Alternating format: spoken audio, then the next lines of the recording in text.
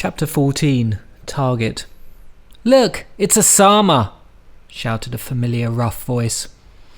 Faddy stepped out of the boys' bathroom and froze like a rabbit hearing a hawk. The door squeaked shut behind him. He gazed down the hall looking for the source of the voice, but the hall was bare, with only a few stragglers rushing to class before the bell rang. "Why aren't you with your towel-headed friends?" growled the voice again. Faddy inched away from the bathroom. He looked past the water fountain and noticed that the door to the janitor's closet was ajar. Before he could run, two figures emerged from the dark interior. Felix stepped out to stand next to Ike. "Yeah, we don't want you camel jockeys around here." Faddy's stomach clenched as he surveyed the nearly empty hall. The last student gave him a pitying look and slipped into his classroom. "What?" said Ike, twisting his lips. "Cat got your tongue?" "No, a camel got his tongue," Felix said and sniggered. He balled his right hand into a fist and hit it against his left palm. An expensive gold watch hung loosely on his wrist. I don't want trouble," squeaked Faddy, edging backward. He stopped. If he went into the bathroom, he'd be trapped. "I don't want trouble," mimicked Ike in a high-pitched voice. "You asked for trouble when your terrorist attacked us." "Let's show him some American-style justice," muttered Felix. Faddy gulped. He eyed the hall to the right towards his maths class. It was too far away. The closest door led to a 7th grade classroom. He could make it if he darted quickly past the boys and ran fast. He was about to bolt forward when Principal Hornstein stepped out from around the corner. His old checkered tie hung loose around his neck as if he'd been pulling at it. He looked quizzically from Faddy to Ike and Felix. "Any problem here, boys?" "No, we just needed to take a leak," said Ike, as if everything were normal. "And you?" asked Principal Hornstein, turning towards Faddy.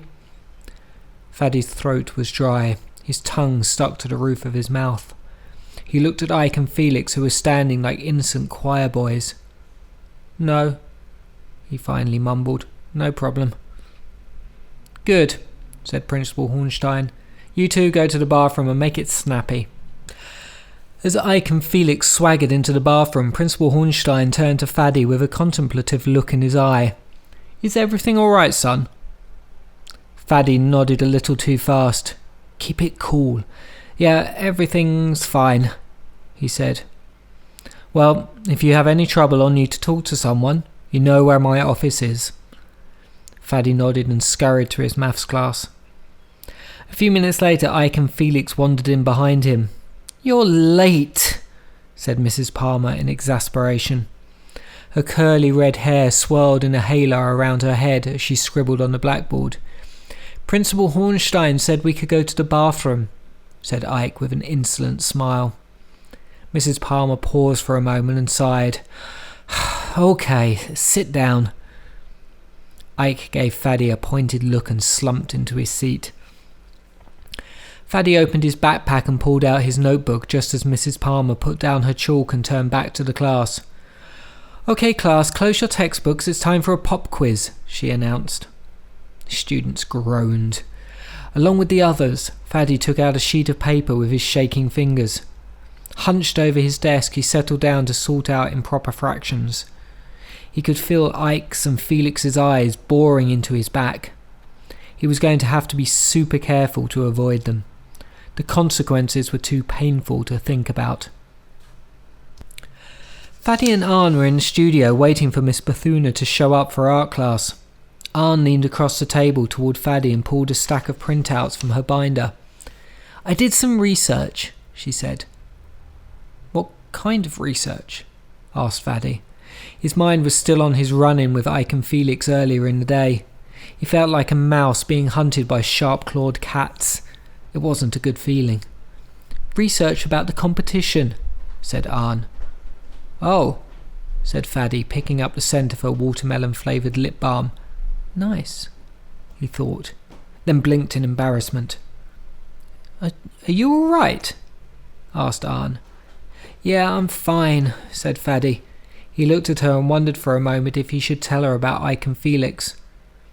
But she can't really help. So why bother?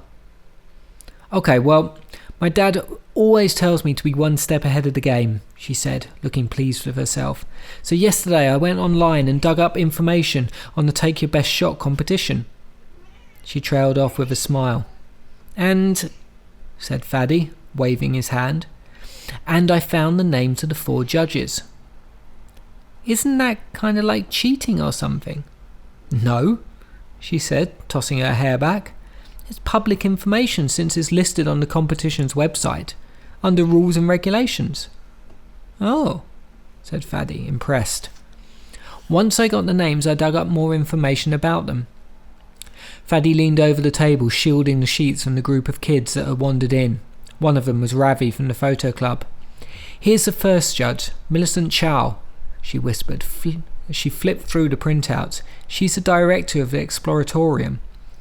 Faddy looked down at the smiling face of a middle-aged woman in a pink pantsuit. Her lengthy bio was attached.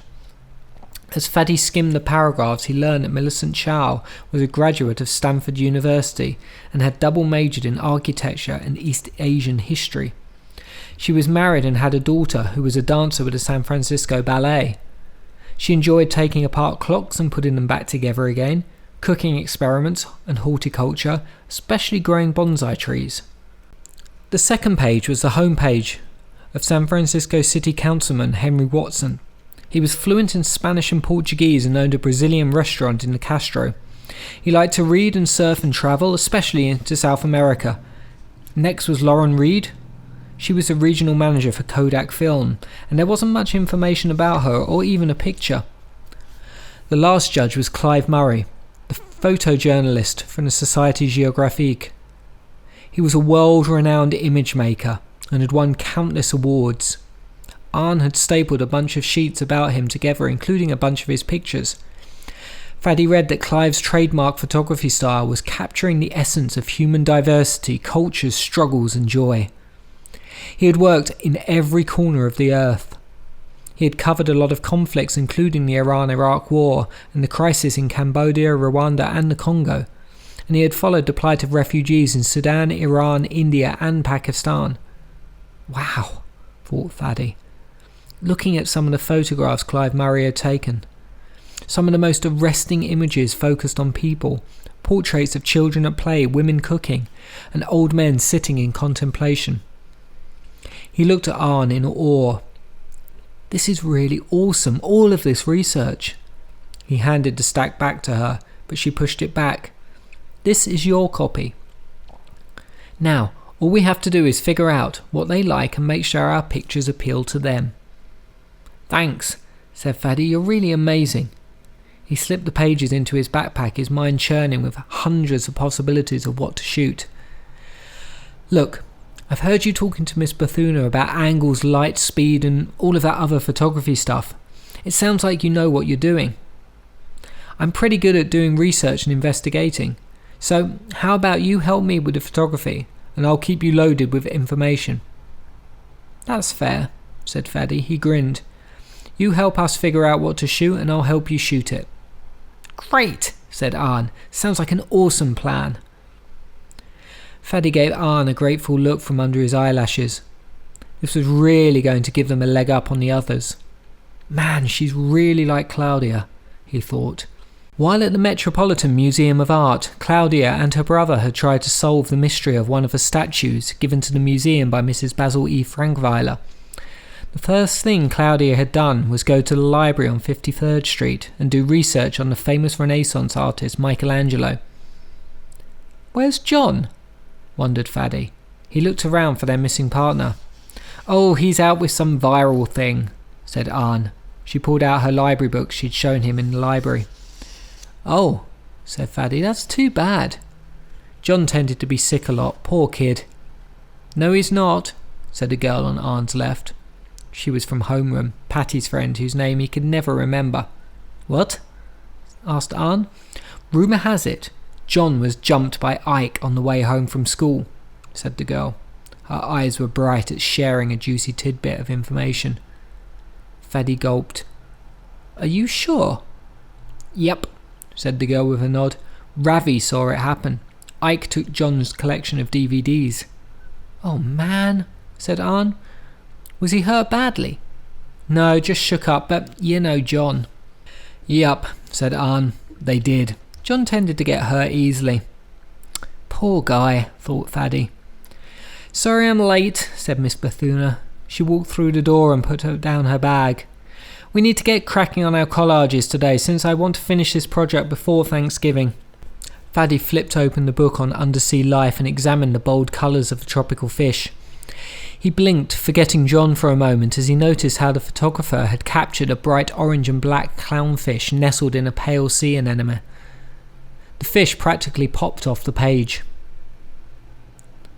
Faddy remembered what his father had taught him while they'd roamed the hills of Kabul exploring birds' nests and finding coloured rocks.